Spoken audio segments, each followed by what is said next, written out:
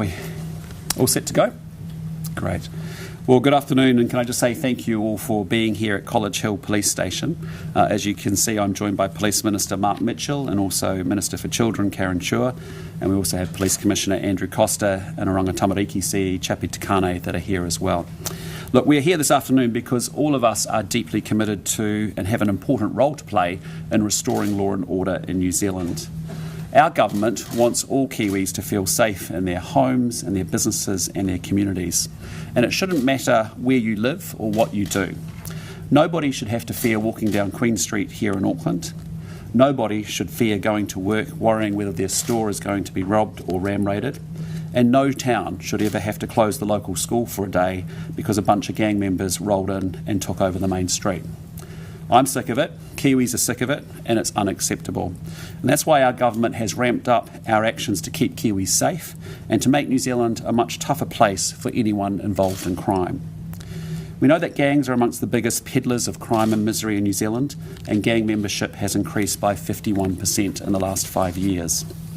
Unlike the previous government, our new coalition government doesn't have a lot of time or tolerance for gangs, because gangs want all the rights of being a Kiwi, but none of the responsibilities that come with those rights. And for too long, they've been allowed to operate as if they are above the law. And I can assure you that those days are coming to an end. Because this year, we will have implemented a whole lot of laws that gangs are not going to like. From November, if you're part of a gang and you're convicted of a crime, your sentence is going to be a lot tougher. And that's because being part of a gang will be an aggravating factor in sentencing. We're also banning gang patches in public places, giving police the power to stop gang members from congregating in public and giving courts the power to stop gang members from associating or communicating. So all of these new laws will be passed in August and we will be operationalised by November. And also before the end of the year, the 3 strikes legislation will be back. We have zero tolerance for heinous crimes like serious violent and sexual offending, and those who repeatedly commit these crimes should not be out on our streets. The bottom line is that New Zealand is a society that comprises of both rights and responsibilities. Rights and responsibilities help make our society fair and safe for everyone. The deal we have to this country and to each other is a very simple one. You can't just take the freedoms and the rights of being a Kiwi without also taking the duties and the responsibilities of being one too. Sure, if you've made a bad decision, you should have the opportunity to turn your life around. But if you continue making bad decisions and you continue to create more victims and hurt your fellow citizens, I'm sorry, but some serious consequences are coming your way. As we said during the election campaign, we want to make sure that the sentences offenders receive better reflect the serious nature of their crimes. And that will mean capping the discounts that judges can apply during sentencing. And Justice Minister Paul Goldsmith will have more to say about that very shortly. And of course, we've already stopped the taxpayer funding Section 27 reports, which had become a cottage industry, frankly, that was doing nothing to benefit the real victims of crime. Our government has a completely different approach to law and order compared to what we've seen in the previous 6 years, and that is something that we make no apologies for. Today we're here in central Auckland where stories about crime are happening way too frequently. Retail crime in particular has been a major problem here, as it has been in some major centres around the country. And that is why we want to share a little bit more about what we're going to do to tackle the issue and to keep our streets safer. First, we need to ensure that police are highly visible, particularly in areas where crime has risen. And Police Minister Mark Mitchell is going to talk about how police will be doing that very shortly. But we also need to ensure that the right consequences are in place for serious and persistent offenders, a lot of which we know to be about young people. And Minister for Children Karen Chua will provide an update on the military-style academies the government will soon be piloting for young offenders, and also the young serious offender designation that we are establishing. But first, let me hand it over to Minister Mitchell. Thank you, Prime Minister. Thank you all for being here today for the announcement. Today's announcement is part of the Coalition Government's plan to restore law and order. All New Zealanders deserve to feel safe and be safe in their communities, and we need to get on top of what has been a significant increase in serious crime over the past few years.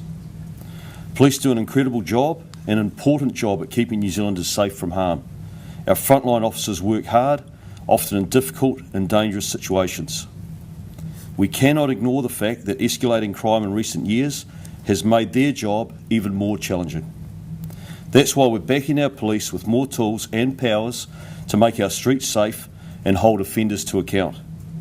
As part of this commitment, Budget 2024 is funding police to boost the front line by 500 additional police officers. This funding gives police the means to recruit and train more staff.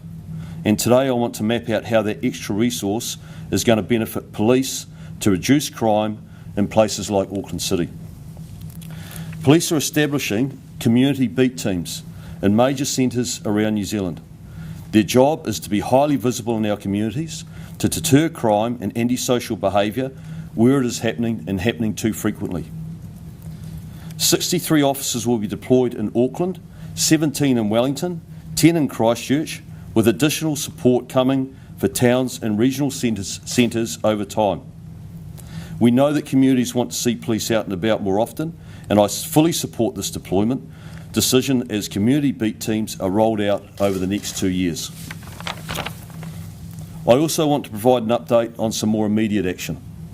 Starting from 1st of July, an additional 21 police officers will be redeployed in Auckland City, bringing the total number of beat police in the CBD to 51 by the end of July. These are redeployments, meaning that as new recruits join the force, they will replace the functions of the police who are moving into the CBD beat teams in a permanent capacity.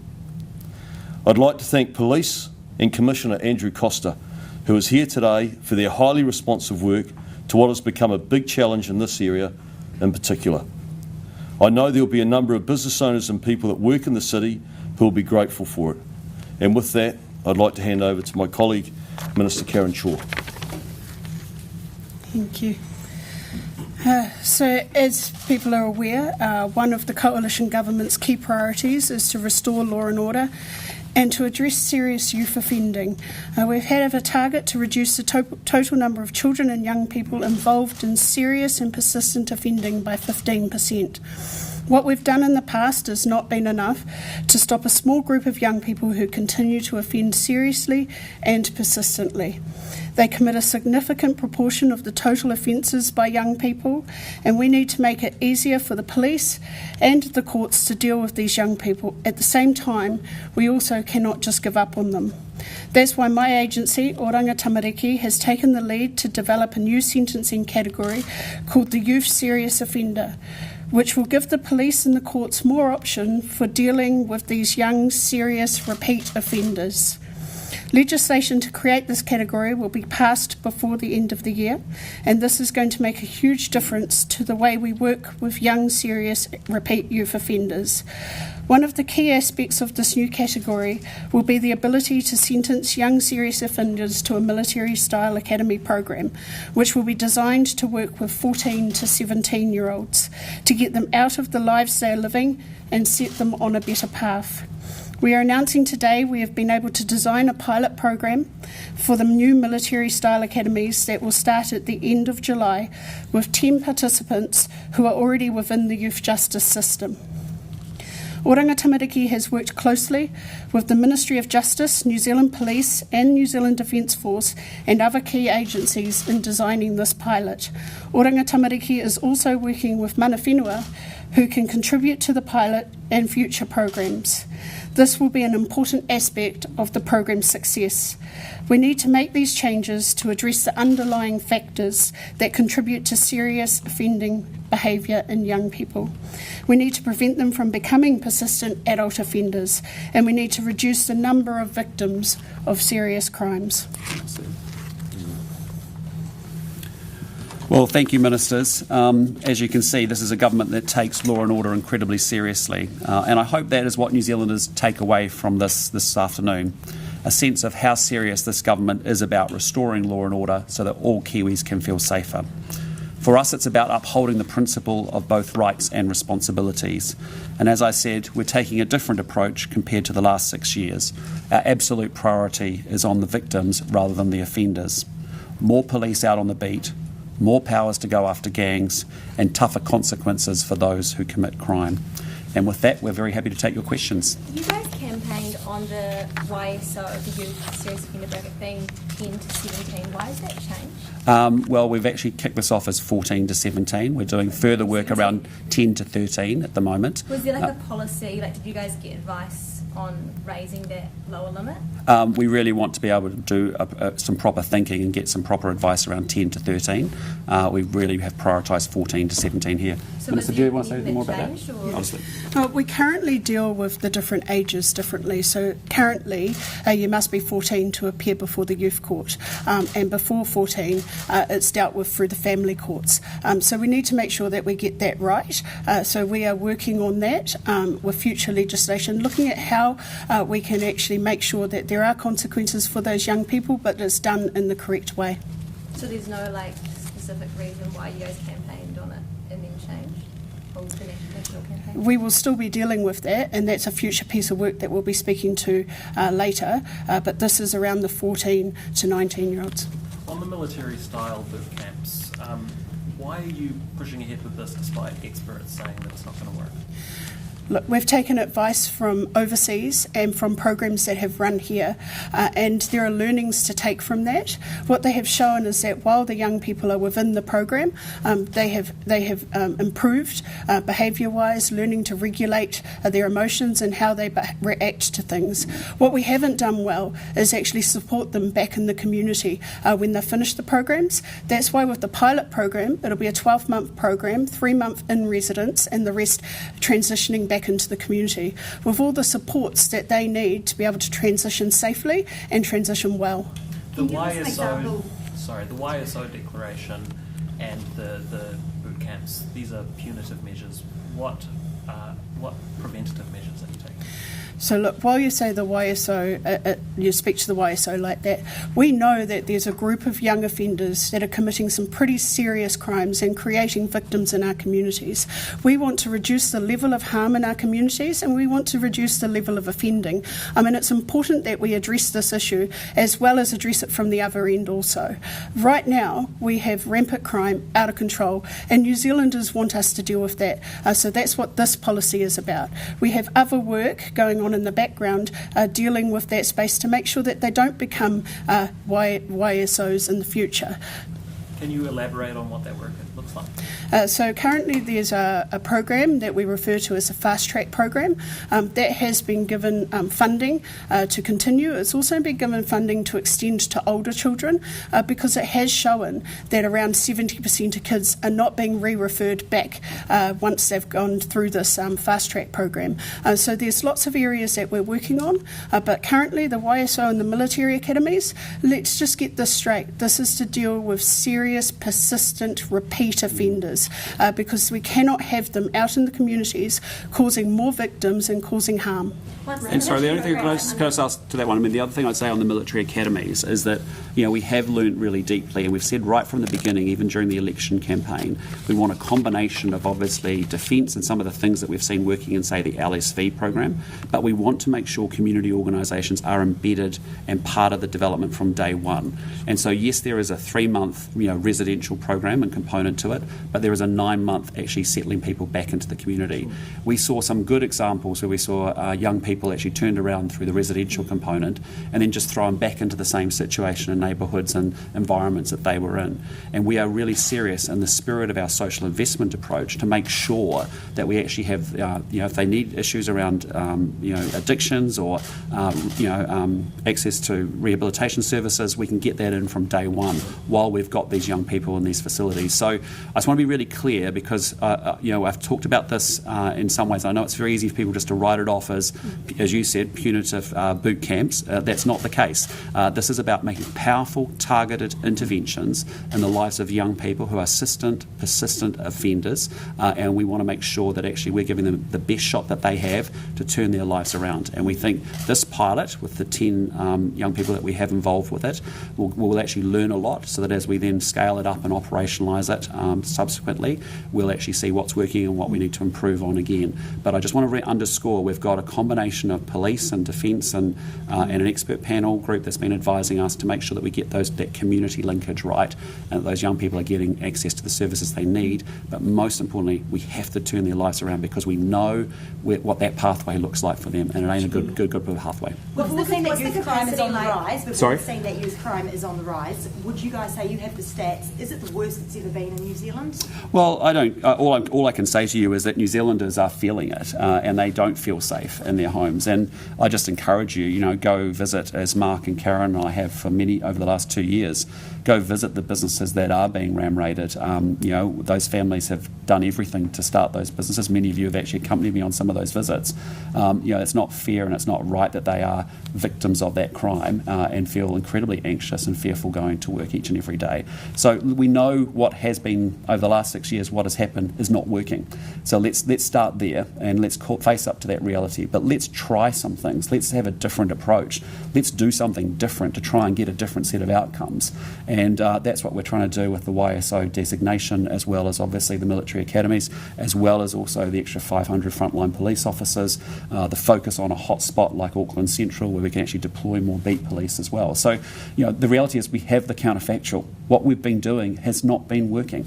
It has led to, people not feeling safe in New Zealand, in their homes, businesses, communities. And so let's try doing something different. What will the kids be doing on these camps? I'll let Karen talk to that. Yep. Yeah, so there'll be a 3-month residential component, and that syllabus will be around structure, routine, addressing the criminal behaviours, and also physical activities, education and vocational training, preparation for work and finding employment, and any therapeutic and cultural components that are required. Each young person will have a plan based around their needs and based around why they've come to us in the first place, because we do know that a lot of young people that do come before the courts have had a pretty hard upbringing generally, and do need a lot more care. The YSO category actually gives us the ability for the first time to actually know who these young people are, have the ability to deal with them quickly, and also have the ability to have the funding follow them. What they need, they will get. So this is kind of a groundbreaking, whereas we're not trying to apply for funding as we go. The funding will follow them once they transition, and that's even around step-up homes. We don't want to be sending them back into environments where they feel unsafe. So step-up homes may be a way that may be something that they choose, but we have to start listening to them. We have to start hearing their concerns about going back into the community and actually failing because they're being set up to fail without that support. Well, many of these kids are being pushed into crime from gangs, so they're not making these decisions. So I guess they're being punished with these initiatives. What do you say to Well, that? I don't necessarily see it as a punishment. I actually see it as as the biggest support network they'll probably ever have. Actually putting the resources behind them to enable them to be the best that they can be. These young people are smart. These young people have lost hope, and this is about giving them their hope back, but also giving them their voice. We'll be asking them, what were the reasons why you came here? If it is a gang involvement, do you really want to go back to the community that you were from, or do you want to choose another place to live? And we will support them in that process. So it's not a one-size-fits-all model. It's about assessing their needs and assessing what they need once they hit the communities again. I was going to say, Mark, you want to pass a comment on the gangs? Yeah. What we're doing there, because I think yes, we've got to go after we've got to support the young people who may be coming from gang environments and give them the opportunity with this powerful intervention to change that course of life. But equally, we've got to go after the gangs and make that unattractive as well. Absolutely. I just want to say that look, I support everything that Karen has said. We see this as an investment in these young people. Of course, we're putting public safety at the heart of everything that we do, and we are talking about the worst, most recidivist, violent youth offenders. It is safer for them to take them out of the community, and it's much safer for the community not to have them there. And then we're very committed to investing in them and trying to get them to make good decisions when they come out, rather than on a fast track into our adult criminal justice system. I don't think any of us want to see them ending up in the adult criminal justice system. In terms of the gangs, yes, the gangs have got a perverse influence over these young people, and obviously a big part of the work that we're doing as a government is putting a line in the sand and saying to the gangs, you're no longer controlling the streets, our police are, and we're giving them a whole suite of new powers that are going to be very effective. We took them from Western Australia, where they've already proven to be effective, to clamp down, disrupt, and start putting so much pressure on the gangs that actually they might even consider leaving the gang lifestyle. and rejoining society in a positive way. And especially those gang members with children, and I keep appealing to them, actually make those decisions. Be leaders, leave the gang, and give your kids a much better chance in life than the current track that they're on at the moment. And I want to acknowledge the police because they have been outstanding in the last 6 months. My letter of expectation laid it out very clearly in terms of how we wanted to now police the gangs, and they've responded to that. And whether it be a gang convoy or a tangi, we've seen some big ones recently. Police have put resources in place. The operations have been very carefully planned, and the feedback that I've had from the community and community leaders and mayors has been very positive in terms of the work that they're doing. Here in Auckland, was it a mistake for the police to leave the CBD and come into this building?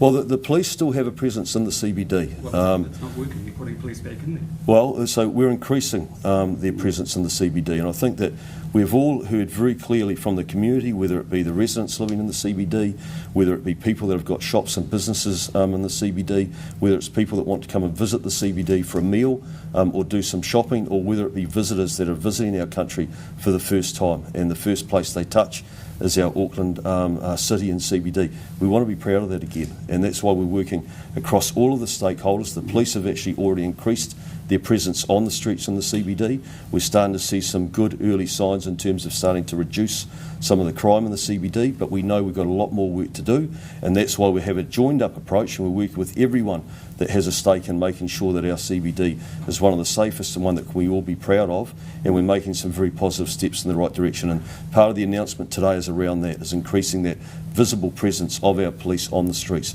The public love to see it. It gives them a sense of reassurance, it makes them feel safer, and it's a great deterrent for anyone that thinks they're going to come into our CBD and cause problems and engage in antisocial behaviour. We have many police officers leaving for Australia, so how are we going to attract 500 more?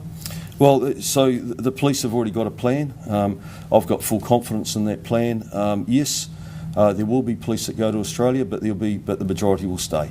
And I remember even back in my day when I was serving, the Queensland Police were here recruiting, and some left, most stayed.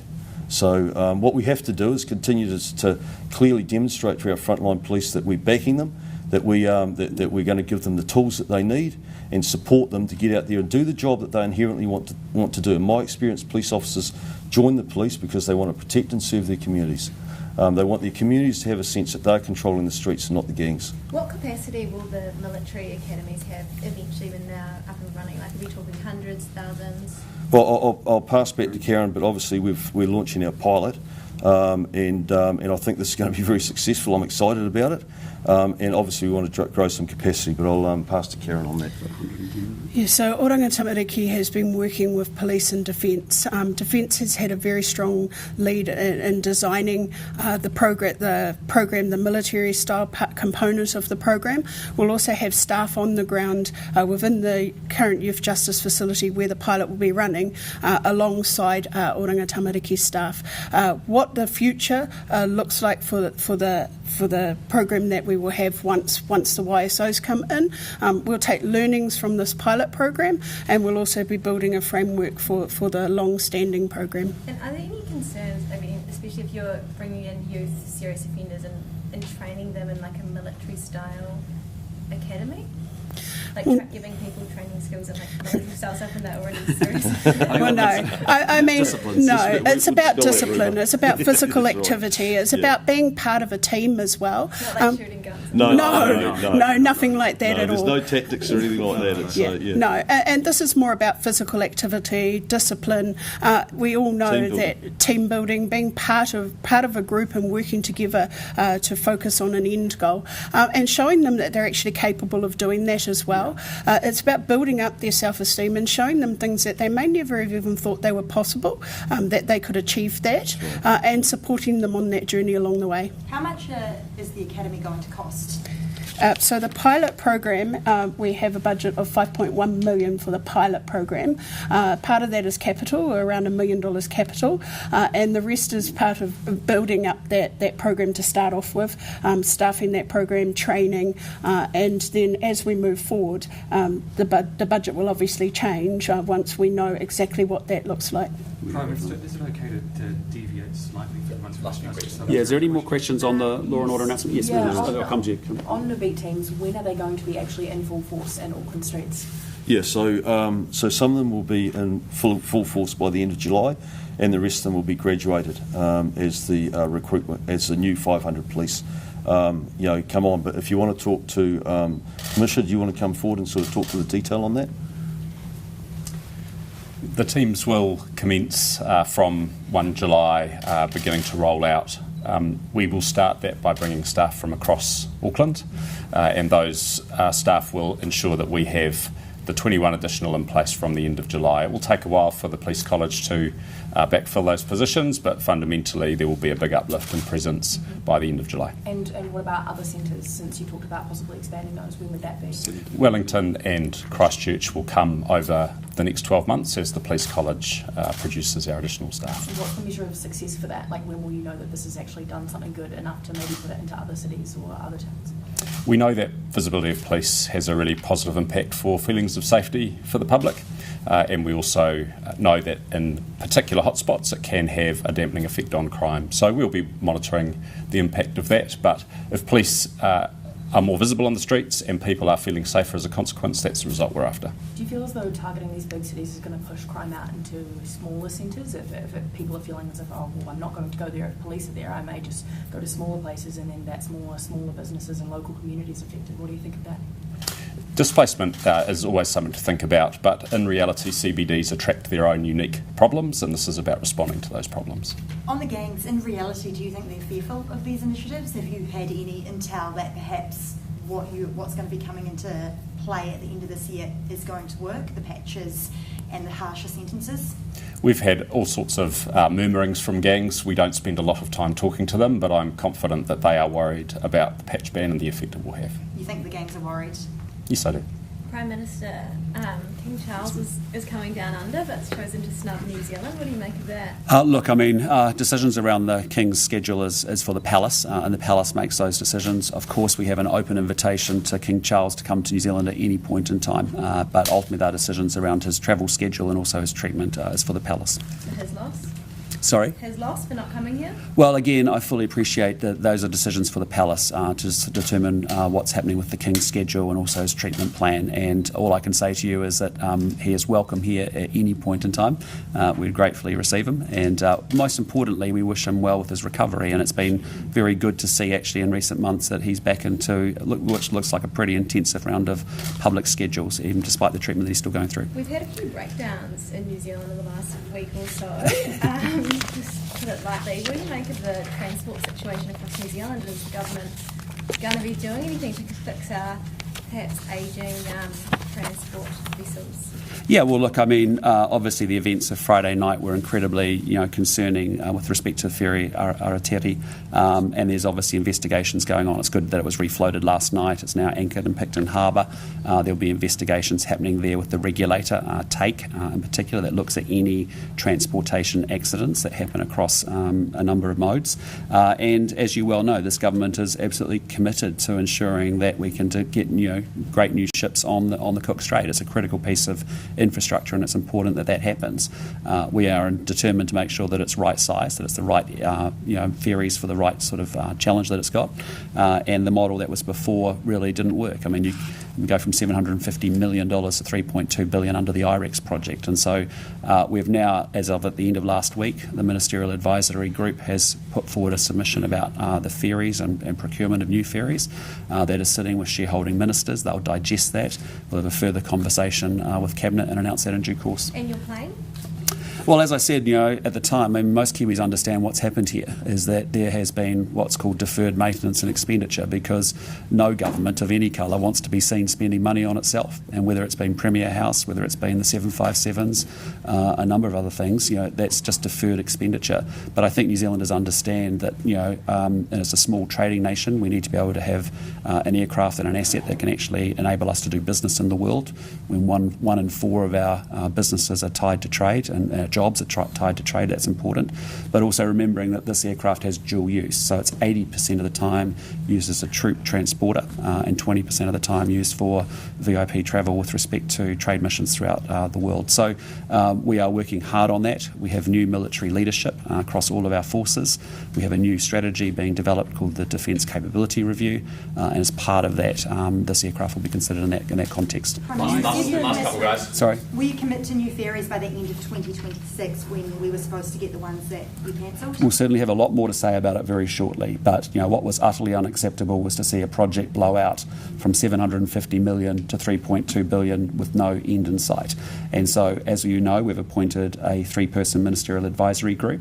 They have now given us the advice as of at the end of last week. That is sitting with the shareholder ministers who are actually digesting that. They'll then take that to Cabinet. We'll have a further conversation. We'll hopefully have something to say about it very shortly. When did Kiwi Rail's chair resign? We received the resignation last Wednesday. It's unconnected to the Aotearoa event, but obviously we see that as an opportunity to refresh the board of Kiwi Rail. Why do you feel the need to refresh the board? Well, we want to make sure that it's a high-performing organisation, and when we have seen a number of incidences, and you want to make sure there's good commercial rigour being applied to investments in capital. It's serious money. It's the taxpayers' money. It needs to make sure that money is going to really hard and deliver the outcomes that it needs. And so we think it's a good time for us to refresh. Obviously, we need to replace the chairman and obviously refresh the other members of the board too. Has it been a high-performing organisation? Well, I think it's fairly clear to say, as a new government coming in, when you see a project blow out in the way that IREX did, that suggests to me that we want to see good commercial control and discipline exercised in the organisation. It's a project that had been around since 2015 in some form or another, and that's why we've put in place a ministerial advisory group to focus very particularly on what is the right solution for ferries across the strait, given it's a critical piece of infrastructure. Any worries about freight and impacts there in transporting things across the island? No, look, Kiwi Rail assure us that the system is safe, exactly as we would expect any transport company or operator to articulate and to manage. And obviously, we need to get a long-term freight solution in place and a link solution in place across the strait. That's what the Ministerial Advisory Group is advising the ministers around. Got to wrap it up, guys. Sorry, last one. To announce the resignation today, so he announced it first. Kiwi Rail's chair said that you were going to announce the resignation today, so he announced it first. Did you want to make it look like you asked him to resign? No, not at all. The chair resigned, I think, last Wednesday and gave us his intention to retire by the end of July. It was due to be announced this week, and so that's just come out publicly today. And that's that's important. I mean, it's important that we actually get a chance to refresh the Kiwi Rail board so that we get a board that's set up to make sure that organisation is successful going forward. Do you have confidence in that board? Well, that's why we want to refresh the board, to be honest, and so that's what we're going to do. And so the chair has resigned. That's an opportunity for us to replace the chair. It's also an opportunity for us to refresh the board. Cool. Northland's had a really rough run. It was hit by Cyclone Gabrielle. Section of the main highway from Auckland's closed, and then they lost all power, and that's cost them an estimated $80 million. What's your message to the region? Yeah, look, help is on the way. I mean, we're working really hard to upgrade the roading network between Auckland and Northland. As you know, it's there's 3 big projects that we have as part of our roads of national significance. We're making progress on that. There's obviously a lot more for us to do. With respect to the tower coming down, I mean, those are obviously issues for Transpower, but also there will be the Electricity Authority undertaking an independent investigation and review to understand what has happened there as well.